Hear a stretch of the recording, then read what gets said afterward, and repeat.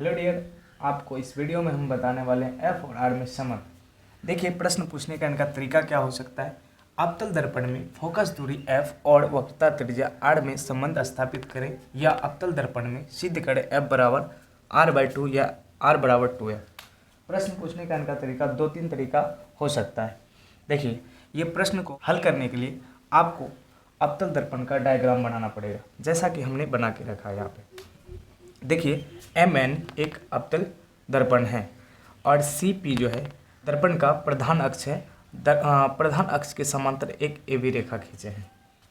देखिए, चित्र के अनुसार यहाँ पे लिखे हैं, आपको समझ में आ जाएगा बिल्कुल क्या क्या है। चित्रानुसार माना MN एक अवतल दर्पण है। MN एक क्या है? अवतल दर्पण है तथा प्रधान अक्ष के समांतर यानी कि CP के समांतर एक रेखा AB खींचे जो परावर्तन के बाद मुख्य फोकस F से गुजरती है तथा ये C वक्रता केंद्र और F मुख्य फोकस है। मैं उम्मीद करता हूँ आपको चित्र समझ में आ गया होगा। अगर चित्र समझ में आ गया है तो आगे बढ़ते हैं। आप लोगों ने परावर्तन का नियम पढ़ा होगा। परावर्तन का नियम क्या होता है? ये वाला कोण इसके बराबर होता है, I बराबर कोण R। कोण I बराबर कोण R कैसे लिखेंगे? इसको ऐसे, कोण A B C बराबर, यानी कोण A B C किसके बराबर हो जाएगा? इस त्रिभुज में अगर देखते हैं, कोण C B F के बराबर हो जाएगा परावर्तन के नियम से। इसको समीकरण 1 मान लीजिए। उसके बाद ये देखते हैं, अगर कोई दो समांतर रेखा है, इसको बीचों अगर एक रेखा काट देती है तो जितना कोण ये होता है उतना ही ये हो जाता है। तो ऐसा ही यहाँ पे है, PC के समांतर AB रेखा है और बीचों बीच यहाँ से काटी है तो जितना ये होगा उतना ही ये होगा। तो कोण A B C बराबर, इस त्रिभुज में कोण B और जो कोण लेते हैं उसको बीच में रखते हैं, C F के बराबर हो जाएगा। ये एकांतर कोण से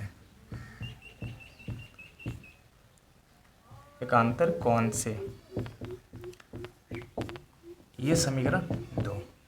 अब देखिए समीकरण 1 और 2 में देखिए क्या है। समीकरण 1 और 2 में LHS दोनों का बराबर है। LHS अगर बराबर है तो RHS बराबर RHS लिखेंगे। तो समीकरण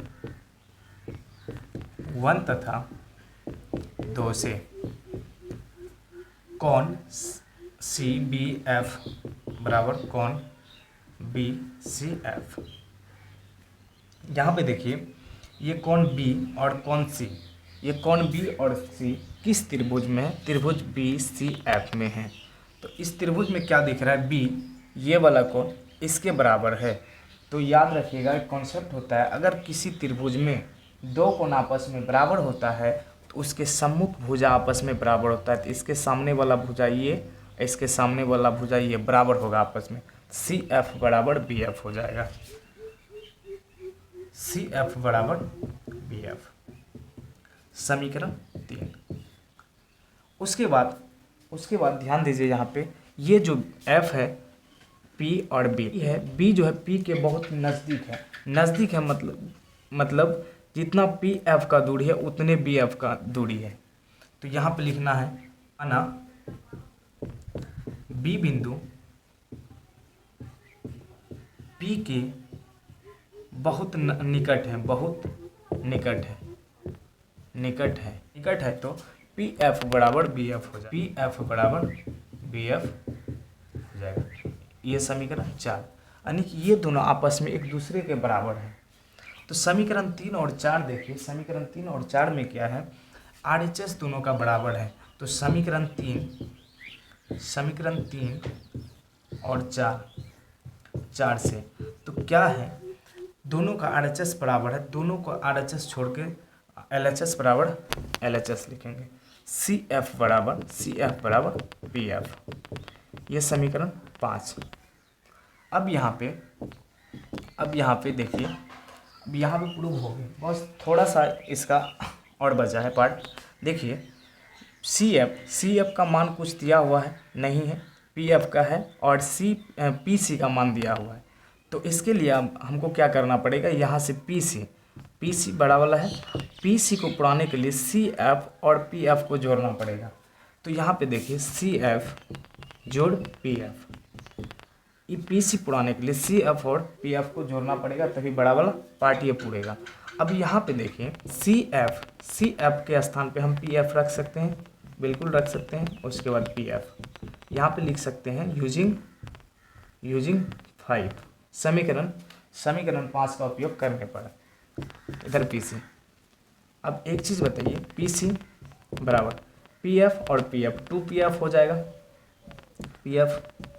अब यहाँ से ध्यान में रखना है कि दर्पण में सभी दूरी ध्रुव से मापी जाती है और प्रकाश की दिशा में मापी गई सभी दूरी धनात्मक होती है, प्रकाश की विपरीत दिशा में मापी गई सभी दूरी ऋणात्मक होती है। तो यहाँ से प्रकाश की विपरीत दिशा में माप रहे सभी का मान माइनस में होगा। पी सी कितना है, आर है, तो माइनस आर बराबर 2। एफ का मान किस में है, माइनस एफ, तो माइनस आर बराबर minus 2f, minus minus cancel, तो r बराबर 2f हो गया, या r/2 बराबर f। यही साबित करने का रहा था, बहुत इजी था, बस हो गया। मैं उम्मीद करता हूँ आपको ये चीज़ समझ में आया हो। अगर समझ में आया तो लाइक कीजिए, कमेंट कीजिए और चैनल को सब्सक्राइब कर लीजिए।